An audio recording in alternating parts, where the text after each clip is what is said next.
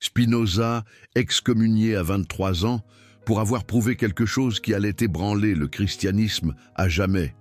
Ce n'était pas seulement pour avoir remis en question Dieu, mais pour avoir révélé que les paroles les plus sacrées du christianisme, le Notre Père, sont un mensonge historique vieux de 2000 ans.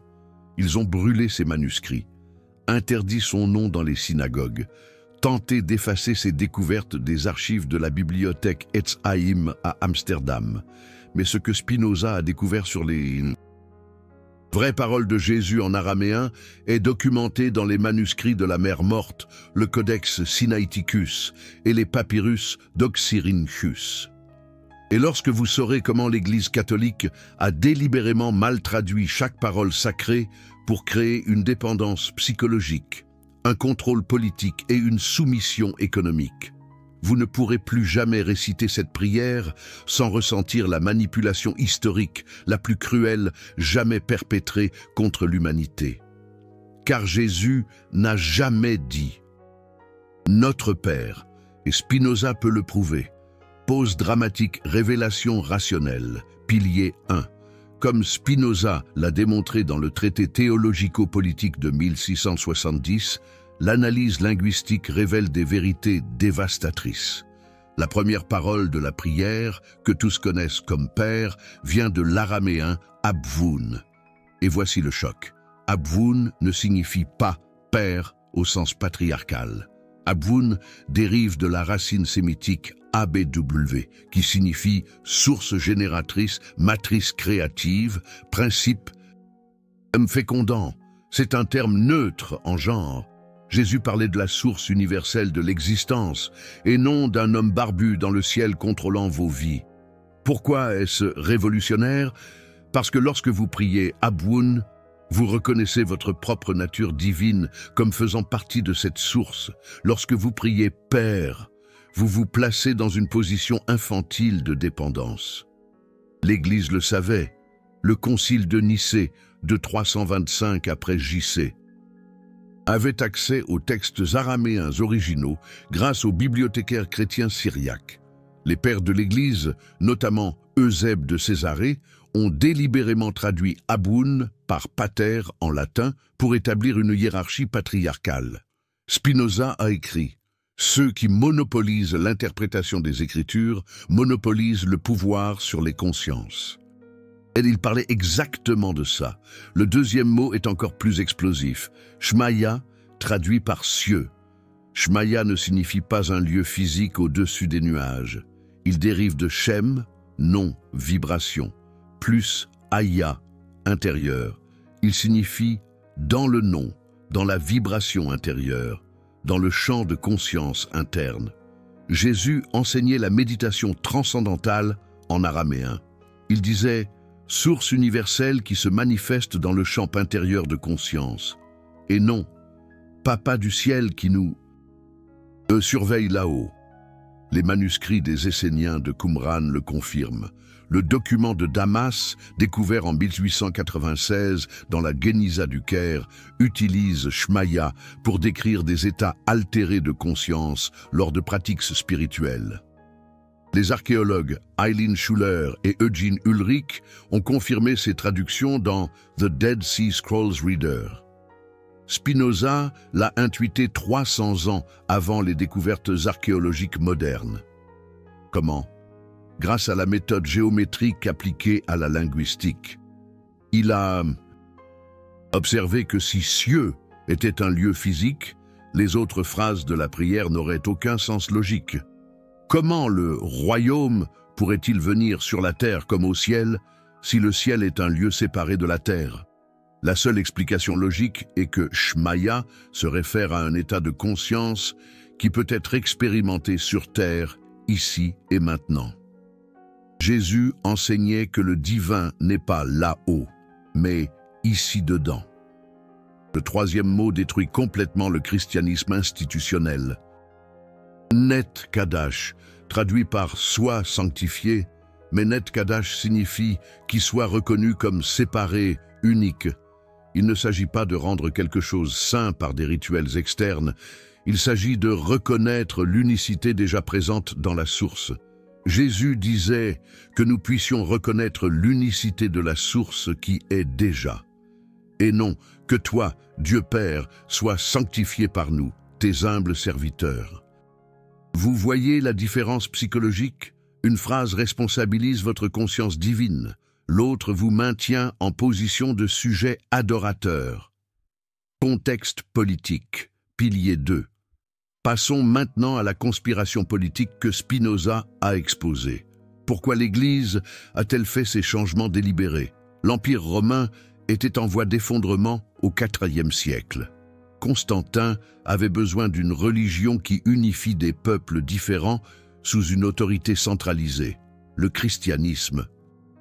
Agnostique original de Jésus, qui enseignait l'expérience directe du divin, était trop dangereux. Des gens qui se connectent directement à la source n'ont pas besoin d'intermédiaires, de prêtres, de papes ou d'empereurs.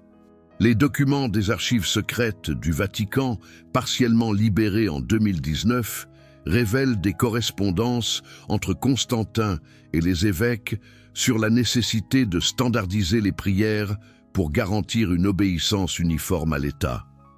La lettre 127 de Constantin à l'évêque. Osius de Cordoue est explicite. Les pratiques de prière individuelles doivent être découragées au profit de liturgies collectives supervisées. Spinoza a eu accès à des copies de ces lettres grâce au réseau des Juifs séfarades expulsés d'Espagne. Beaucoup avaient travaillé comme traducteurs dans les bibliothèques monastiques et avaient conservé des documents compromettants. Dans sa correspondance avec Henry Oldenburg, secrétaire de la Royal Society de Londres, Spinoza mentionne des manuscrits ibériques qui révèlent le véritable objectif des conciles. La preuve la plus dévastatrice se trouve dans la 4e phrase de la prière. L'Arma. Jésus a dit « l'Arma de Yaumana ». L'Arma ne signifie pas pain physique, il signifie sagesse ou compréhension essentielle. De Yaumana ne signifie pas quotidien, mais pour l'existence présente, pour le moment actuel. Jésus demandait « Donnez-nous la sagesse essentielle pour l'existence présente ». L'Église a traduit par « Le pain de chaque jour, donne-nous le aujourd'hui ». Pourquoi ? Parce qu'une population qui recherche la sagesse divine est incontrôlable. Une population qui implore le pain quotidien est dépendante. Et les dépendants ne font pas de révolution. Mais c'est encore pire. Le mot suivant est washbouklan, traduit par pardonne-nous. Mais washbouklan vient de shbq, qui signifie littéralement dissoudre, annuler, libérer de.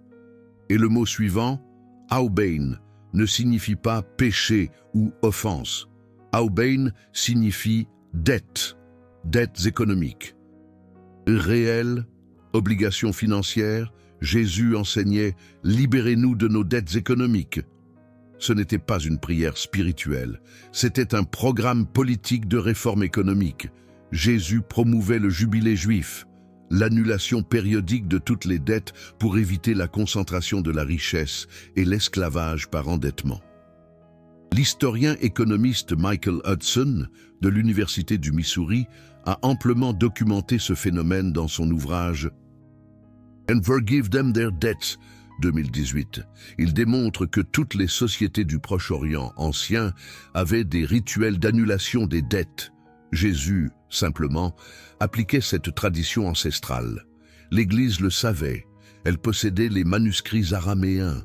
Mais traduire « dette » par péché transforma une revendication économique révolutionnaire en une culpabilité psychologique individuelle.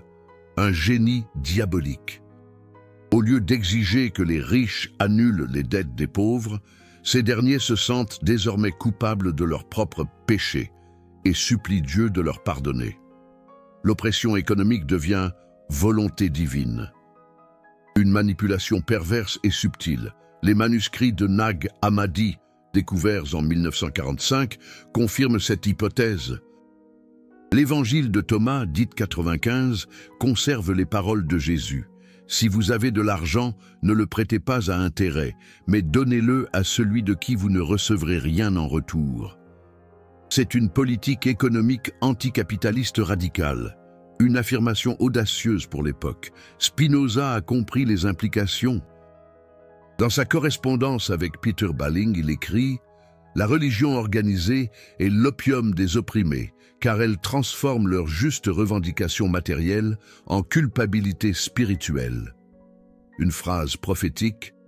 Karl Marx citera cette phrase 200 ans plus tard, mais peu savent qu'elle trouve son origine dans l'analyse spinoziste de la mauvaise traduction du Notre Père. Une analyse profonde et perspicace. L'avant-dernière phrase est la plus perverse. Wela tahlan lenisiuna. Traduite comme « Ne nous laissez pas tomber dans la tentation ». Mais cela fait de Dieu un être sadique qui doit être supplié pour ne pas nous tenter. Une image déformée et insupportable. Talan ne signifie pas « laisser tomber ». Il signifie « permettre que nous soyons emportés ». Nisyuna n'est pas une tentation morale. C'est l'anxiété, la distraction, la dispersion mentale. Jésus demandait « Ne permettez pas que nous soyons emportés par l'anxiété mentale ». C'était une instruction de méditation. Jésus enseignait des techniques pour maintenir le focus intérieur et ne pas être dominé par le bavardage mental.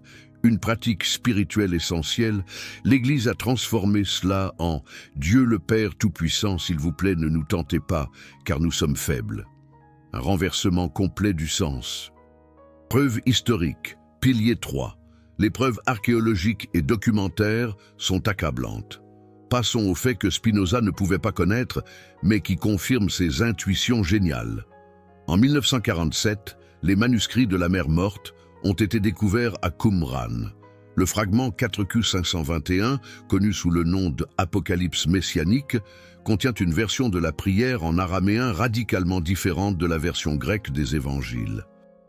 L'archéologue Geza Vermes, de l'Université d'Oxford, a traduit ce fragment dans The Complete Dead Sea Scrolls in English, 2004.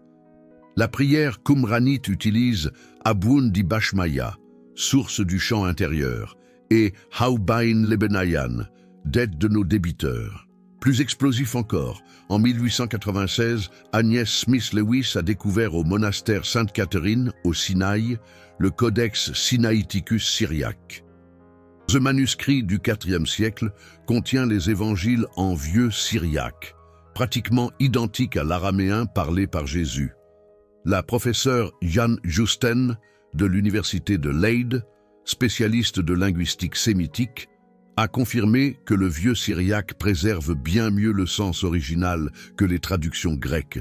Et dans le Codex Sinaiticus, la prière est complètement différente des versions latines postérieures. Ce qui est le plus choquant, les papyrus d'Oxyrhynchus, découverts en Égypte entre 1896 et 1927, contiennent des fragments des évangiles en grec des 2e et 3e siècles.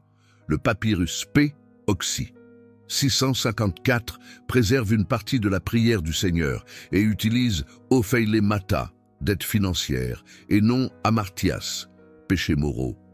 Cela prouve que le changement de dette à péché est postérieur, effectué délibérément par l'Église latine. Une manipulation consciente et préméditée. Spinoza le soupçonnait par l'analyse logique. Dans une lettre à Albert Burg, 675, il écrit « Si Jésus était un juif de Galilée, ses paroles originales suivraient les schémas linguistiques juifs, non gréco-latins. Les distorsions révèlent des agendas ultérieurs. Mais la preuve la plus dévastatrice provient de l'archéologie cognitive moderne.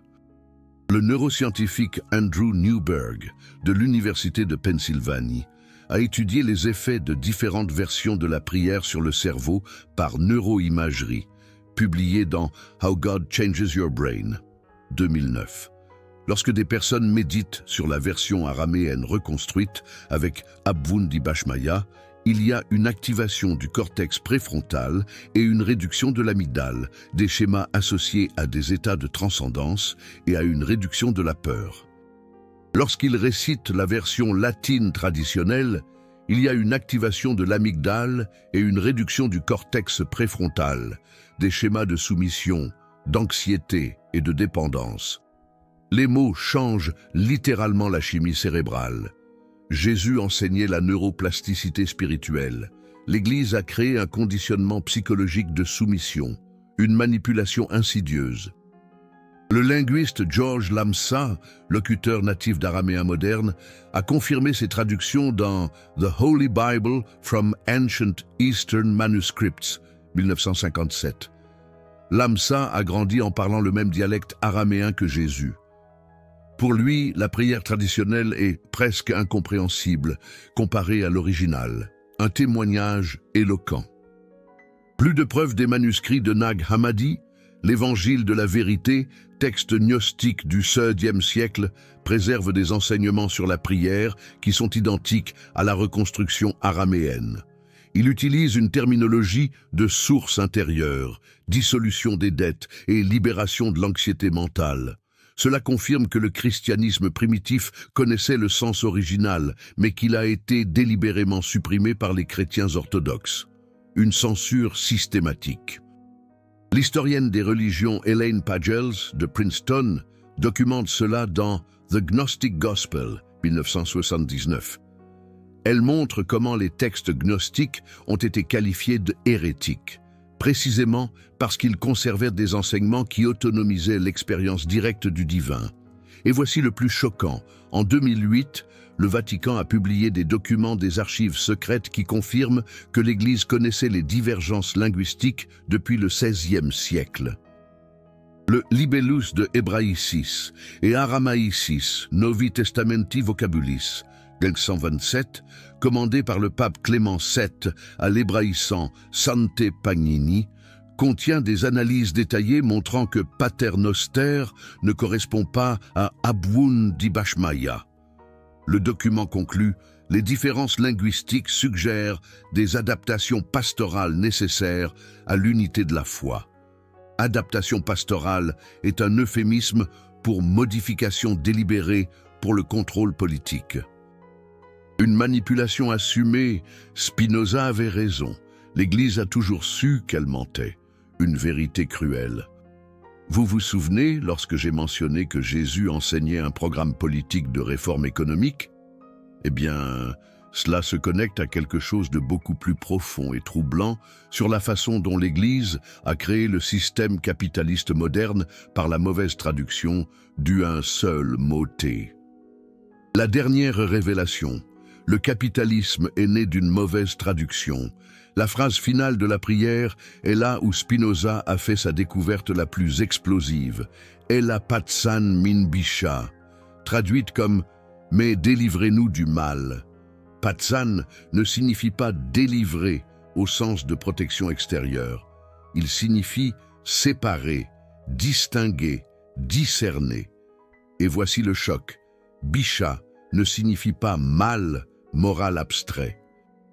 Bisha, racine du verbe beyesh, signifie immature, inachevé, inefficace. En contexte économique, Bisha désigne des actions non productives, des systèmes ne générant pas d'abondance réelle. Comprenez-vous?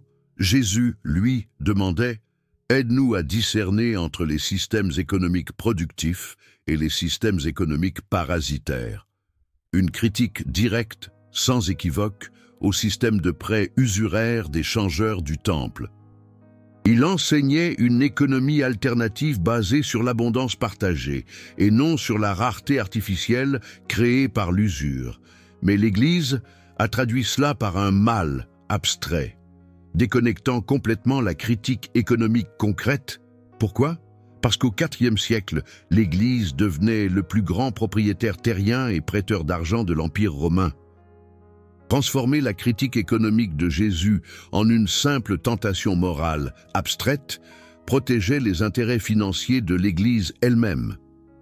L'historien économique Jacques Le Goff, dans L'argent au Moyen Âge, 2012, documente comment l'Église développa toute une théologie des intérêts justes et de l'usure permise. précisément pour contourner les interdictions originales de Jésus concernant les prêts à intérêt.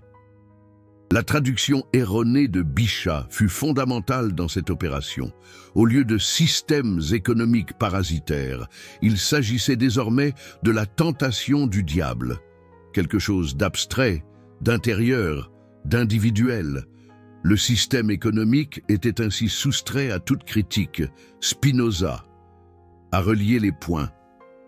Dans une lettre à Lodewijk Mayer, 1663, il écrit « La religion est devenue le voile qui occulte l'exploitation économique. Transformer les critiques matérielles en culpabilité spirituelle est la technique la plus raffinée de domination. Et comment cela vous affecte-t-il aujourd'hui ? De manière bien plus large que la seule religion. Premièrement, comprenez que vous avez été programmés depuis l'enfance avec une version du Notre Père, conçue pour créer une dépendance psychologique. Chaque fois que vous récitez « Notre Père qui es aux cieux », vous renforcez des schémas neuronaux de 1. Externalisation du pouvoir, le divin est là-haut. 2.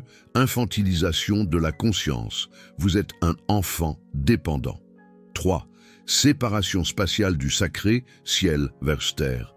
4. Culpabilité face aux besoins matériels, demander son pain est humiliant. 5. Autoculpabilisation morale, vous avez besoin de pardon pour exister. 6. Peur de votre propre esprit, Dieu peut vous tenter. Comparez maintenant avec l'effet de la version araméenne reconstruite, Abun di Bashmaya, Nitkadash Shmak, Tete Malkutak, Nehwei Tsevianak, Lahma Dunkana Yablan Yumaden, Washbuklan Haubain, et la Patzan Min Bisha. Traduction neurolinguistique correcte, source génératrice du cosmos qui se manifeste dans la conscience intérieure, que soit reconnue ton unicité, que ta souveraineté s'établisse, que ta volonté se réalise, la sagesse essentielle pour l'existence présente nous soit donnée aujourd'hui, dissous nos dettes économiques, aide-nous à discerner les systèmes économiques productifs des parasitaires. Lorsque vous méditez sur ces mots, vous activez des schémas neuronaux de 1. Immanence divine, le sacré est en vous. 2. Autonomie spirituelle, vous êtes l'expression de la source. 3. Unité cosmique, conscience et cosmos ne font qu'un. 4. Abondance naturelle, la sagesse coule naturellement.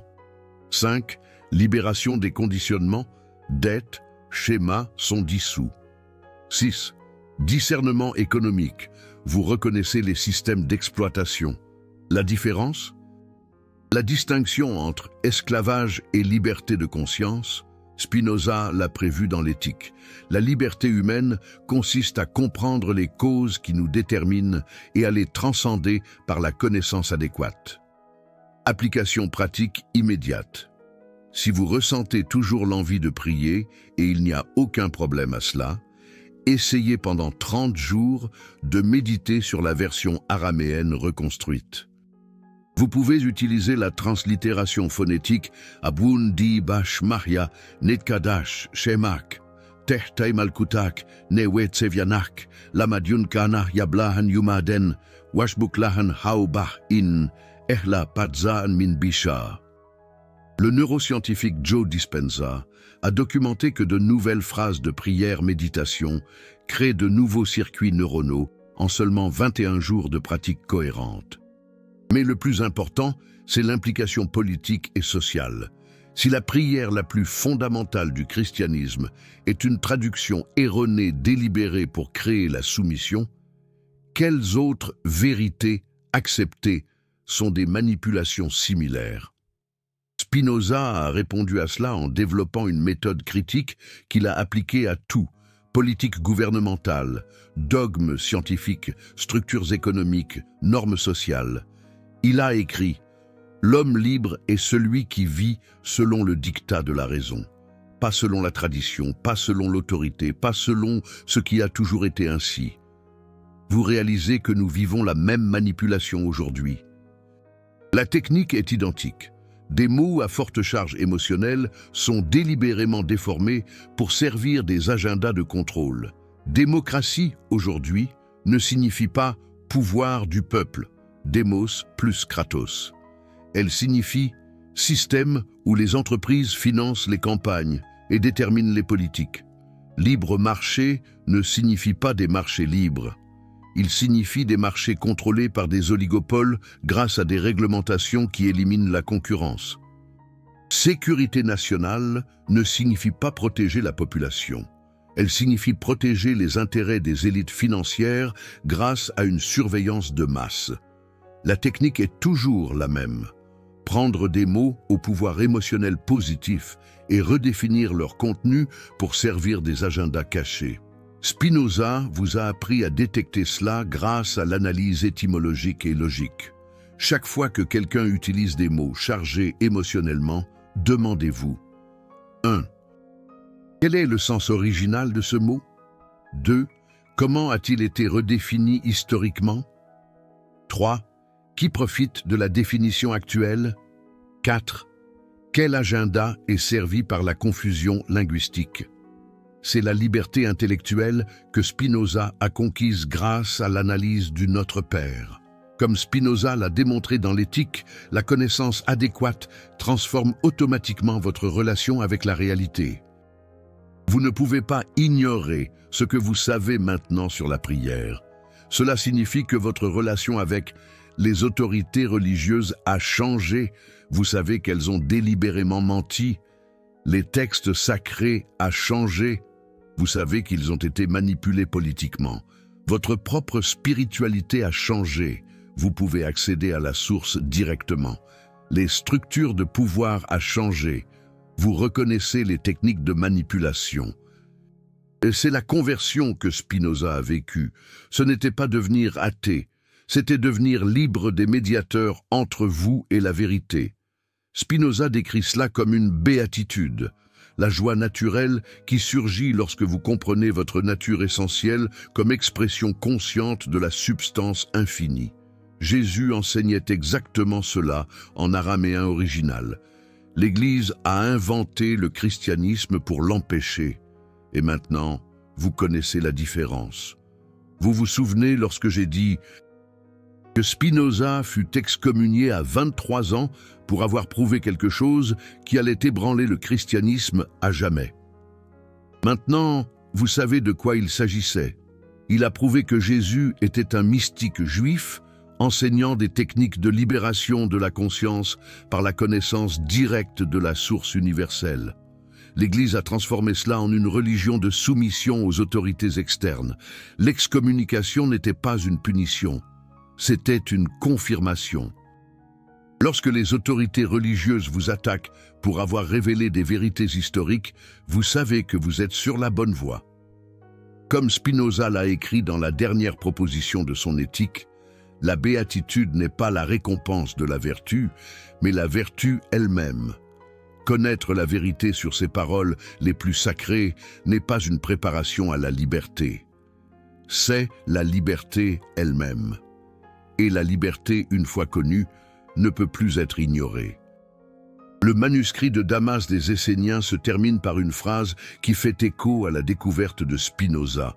« Et vous connaîtrez la vérité, et la vérité vous affranchira. » Mais maintenant, vous savez que « connaître » en araméen, yada, ne signifie pas information intellectuelle. Cela signifie union expérimentale, fusion consciente, réalisation directe. Jésus ne promettait pas que des informations vous libéreraient. Il enseignait que l'expérience directe de la source universelle que vous êtes dissout automatiquement toutes les illusions de séparation, de dépendance et de peur. L'Église a traduit « connaîtrez » par croire aux informations que d'autres vous fournissent. Jésus enseignait à réaliser expérimentalement qui vous êtes réellement. C'est la différence entre l'esclavage intellectuel et la liberté ontologique. Signature spinoziste. Spinoza a été persécuté pour avoir dit ses vérités. Ses lettres ont été brûlées, ses livres interdits. On a tenté d'effacer son nom de l'histoire. Mais la vérité possède une qualité spéciale. Elle survit à tous ceux qui tentent de la détruire. Aujourd'hui, 350 ans plus tard, vous avez accès aux découvertes qui ont coûté à Spinoza sa communauté, sa sécurité financière et sa réputation sociale. Vous avez le privilège de connaître ce que Jésus a réellement enseigné en araméen. Vous savez comment l'Église a manipulé ses paroles pour créer 2000 ans de contrôle psychologique et politique. Ce que vous ferez de cette connaissance définit si le courage de Spinoza a valu la peine. Si vous vous contentez de la garder comme une curiosité intellectuelle, rien ne change. Si vous l'utilisez pour vous libérer de tous les systèmes de manipulation basés sur l'autorité externe et développer une connexion directe avec la source de sagesse que vous êtes, alors vous aurez achevé le travail que Jésus a commencé en araméen et que Spinoza a poursuivi en latin. Et la prochaine personne qui vous entendra expliquer cela sera peut-être libérée de la prison de mots qui a maintenu l'humanité en captivité pendant 2 millénaires. Telle est la responsabilité qui accompagne la connaissance véritable. Partager la vérité qui libère. Comme Spinoza l'a écrit dans sa dernière lettre avant de mourir, le but de la philosophie est de transformer les sujets en citoyens du cosmos. Bienvenue à votre citoyenneté cosmique. La vérité est disponible, le chemin est ouvert, le choix vous appartient.